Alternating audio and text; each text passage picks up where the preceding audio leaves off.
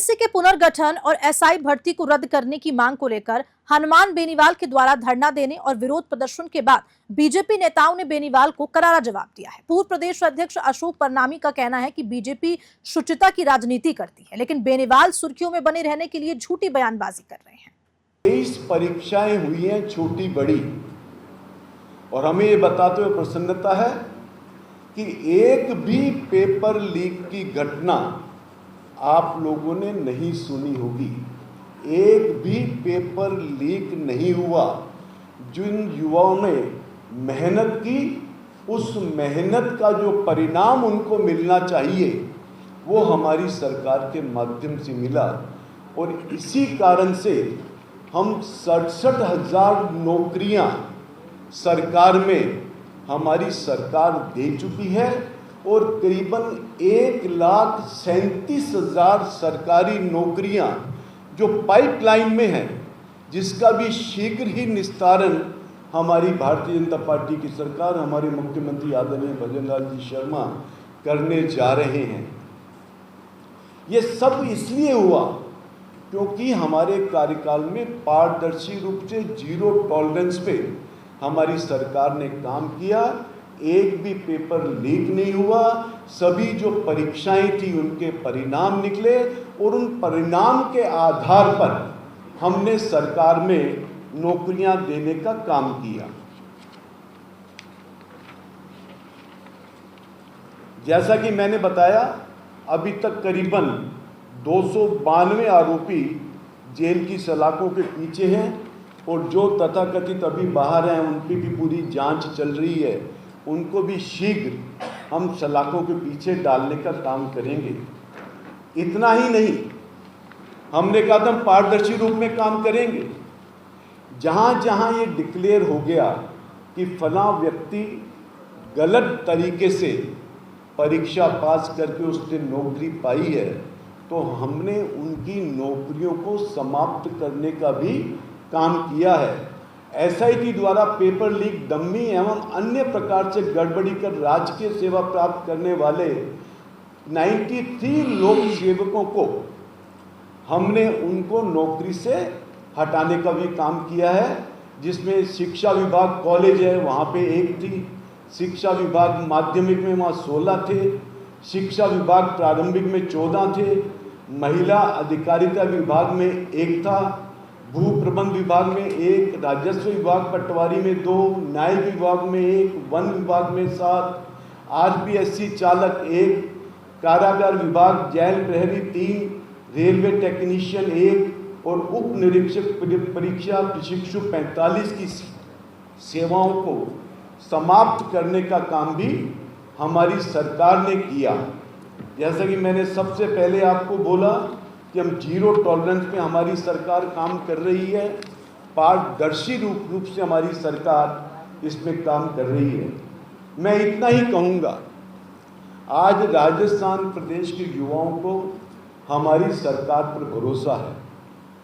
हमारे मुख्यमंत्री आदरणीय भजनलाल जी शर्मा पर भरोसा है, और आज उनको इस बात का विश्वास है कि ये सरकार पारदर्शी रूप से सरकारी नौकरियां भी देगी और परीक्षाएं भी कराएगी, जिसके लिए हमने एक वायदा किया था बेरोजगार युवाओं को कि हम आपको रोजगार देने का काम करेंगे। वो हमने काम किया, परंतु फिर भी दुर्भाग्य है कि इतना अच्छा कार्य करने के बावजूद भी कुछ तथाकथित नेता, राजनेता, जनप्रतिनिधि अनर्गल बयानबाजी करते हैं।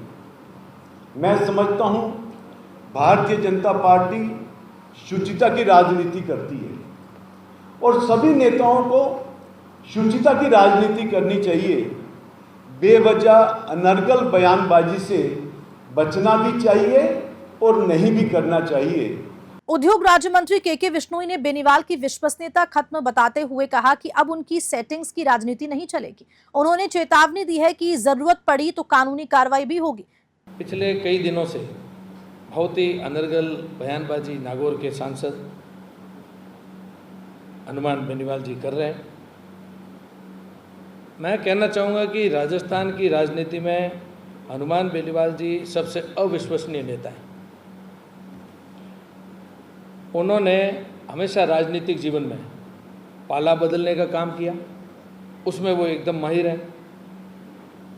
अब क्योंकि पाला बदलते बदलते सब जगह रास्ते बंद हो गए तो उन्होंने ये फिजूल की बातें करना शुरू किया। तो हनुमान बेनीवाल से मेरी एक अपील है, युवाओं से पूछना चाहिए कि SI भर्ती के पेपर लीक की बात तो है और अन्य परीक्षाओं की भी है, लेकिन ये सब तो पूर्ववर्ती सरकार के समय हुआ।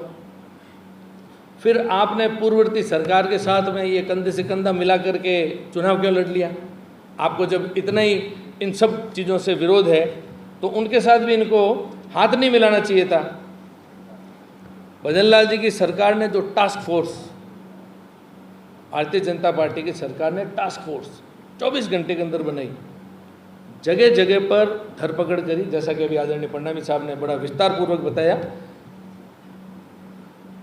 और इन्होंने जो सदैव युवाओं को एक नौटंकी सी मचा रखी है, एक सदैव भ्रमित करने का काम, मैं आपको ये दिलाऊंगा, न्याय दिलाऊंगा। मैं कई बार इनको सुनता था कि आप जब भी जाएंगे हमारी सरकार बनेगी, थाने में जाते ही आपको पूछा जाएगा आप चाय पिएंगे, पानी पिएंगे या ठंडा। हर समय इनके हर बयानों को यदि आप मीडिया के कर्मी जानते हैं, लेकिन सिर्फ मीडिया के कर्मी नहीं, अब विपक्ष की पार्टी भी अच्छी तरीके से जानती है, हर व्यक्ति इनको समझ चुका है। लेकिन इनकी इस आदत की वजह से लोग शायद इनसे घबराते भी होंगे, लेकिन इनको भारतीय जनता पार्टी के कार्यकर्ताओं का स्वभाव अभी तक ध्यान में नहीं है। आने वाले समय में इनको इस चीज़ का भी पता चलेगा। और रही बात, तो हनुमान जी को अच्छी तरीके से सुन लेना चाहिए कि ओछी राजनीति चमकाने के चक्कर में जो जगह जगह मेरा गलत नाम का इस्तेमाल कर रहे हैं, ये जो व्हाइट हाउस का जो कल इन्होंने जिक्र किया, ये बहुत कड़ी मेहनत की 27 वर्षों में विदेश की धरती पर घूम करके भारत सरकार के द्वारा एक इनाम टाइप दिया जाता है, वाइट की कमाई का ये पैसा धन कमा करके वो बनाया हुआ व्हाइट हाउस है, उसके ऊपर इनको कोई भी टिप्पणी करने का अधिकार भी नहीं है। इनको सार्वजनिक रूप से व्हाइट हाउस के लिए माफ़ी भी मांगनी चाहिए, लेकिन ऐसा ये नहीं करते हैं तो उसके लिए भी सलाह करके, हमारे सीनियर से सलाह करके, और इसके ये क्या क्या इनको परिस्थितियाँ देखनी पड़ेगी, उसके लिए भी हम लोग कुछ विचार करेंगे।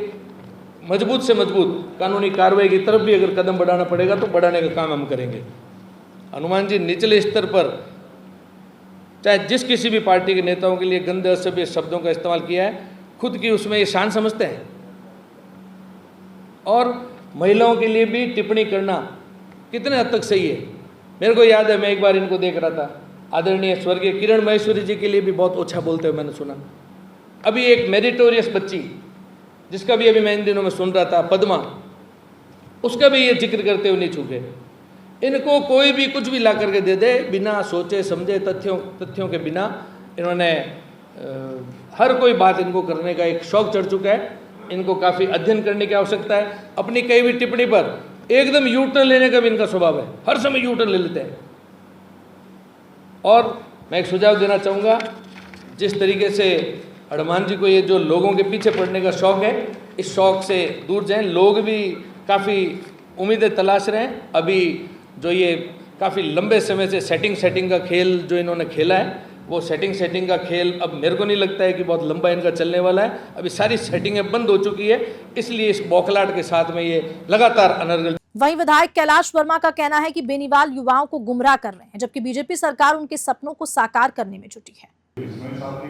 मैं इतना सी कह सकता हूं कि बहुत सारी बातों को लेके अभिमान्य मंत्री जी भी बोल रहे थे कि अपनी भड़ास निकालने के लिए अगर कोई बात सुचिता से अलग हटके, रास्ते से अलग हटके, मैं 10 बात मीडिया के सामने बोल के सुर्खियों में आ जाऊंगा, कोई बड़ी बात नहीं है, मगर उसका तथ्य क्या होगा, उसके पीछे राज क्या होगा, बहुत सारी बातें देखने को मिलती है। मैं इतना सी कह सकता हूँ कि जिस बारे के अंदर चाहे धरने के रूप में, चाहे युवाओं को बरगलाने के रूप में, युवाओं को बुलाने के रूप में, काफी लंबे समय से जो चीज यहाँ पे चलती आई, आज वो एक सड़क के माध्यम से कि यहाँ पे बैठ के हम ये करेंगे और पूरे राजस्थान के अंदर करेंगे। भाई तथ्य क्या है? तथ्य के आधार के ऊपर भारतीय जनता पार्टी की सरकार, आदरणीय भजन लाल जी के नेतृत्व वाली सरकार ने जिस तरीके से स्पेशल ऑपरेशन ग्रुप SOG के माध्यम से इस SI भर्ती की पारदर्शिता को जनता के सामने लाने के लिए जिन गांव गरीब किसान के बच्चों ने मेहनत की वो बच्चे इसके अंदर रहे और वो वाकई में जिन्होंने इसके साथ में सिस्टम के साथ में गद्दारी की,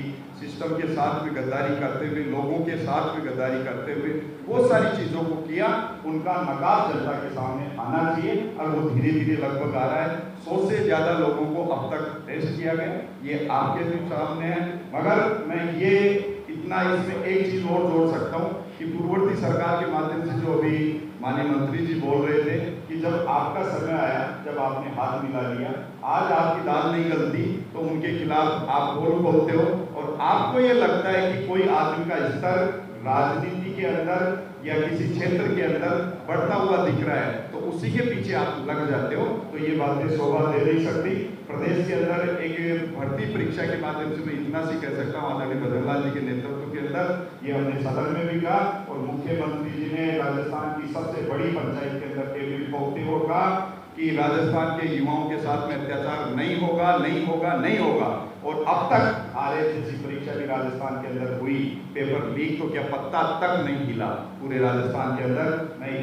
विशेषकर जितनी प्रतियोगिता परीक्षाएं, चाहे वो रीट की हो, चाहे वो कांस्टेबल की हो, चाहे वो पटवारी की हो, चाहे वो EO की हो, जितनी भी भर्ती परीक्षाएं अब तक हुई है, किसी में किसी प्रकार की कोई धांधली, किसी प्रकार का कोई लीक, किसी प्रकार की कोई बात पूरे राजस्थान के अंदर देखने को नहीं मिली।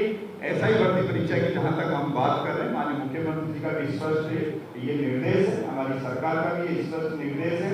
हम हर क्षेत्र से, हो सकता है कि इसके पीछे राजनीति चमकाने वाले किसी जाति, प्रथा, ऊंच नीच, भेदभाव उसको देख के काम करते होंगे, मगर हमारी सरकार 36 कौम को साथ में लेके काम करने वाली सरकार है और विशेषकर उनका यही कहना है कि ईमानदारी और मेहनत से जिस भी स्टूडेंट्स ने इस परीक्षा को पास किया है वो इस परीक्षा के अंदर रहेंगे और जिसने इस परीक्षा के साथ में चीटिंग की है, छेड़छाड़ की है, जैसा परनामी साहब ने बताया कि बड़ा से बड़ा मगरमच्छ और छोटी सी छोटी मछली इसके अंदर नहीं बचेगी। माननीय भजनलाल जी के नेतृत्व वाली सरकार शुचिता के रूप में, पारदर्शिता के रूप में काम करती है। वो आने वाले समय के अंदर राजस्थान के युवाओं को देखने को भी मिल रहा है। पहली बार सरकार ने कैलेंडर जारी किया, पहली बार सरकार के राजस्थान के युवाओं को ये पता है कि मेरी परीक्षा कौन सी तारीख को होगी, तो ये पारदर्शिता केवल और केवल भजनलाल जी के नेतृत्व वाली सरकार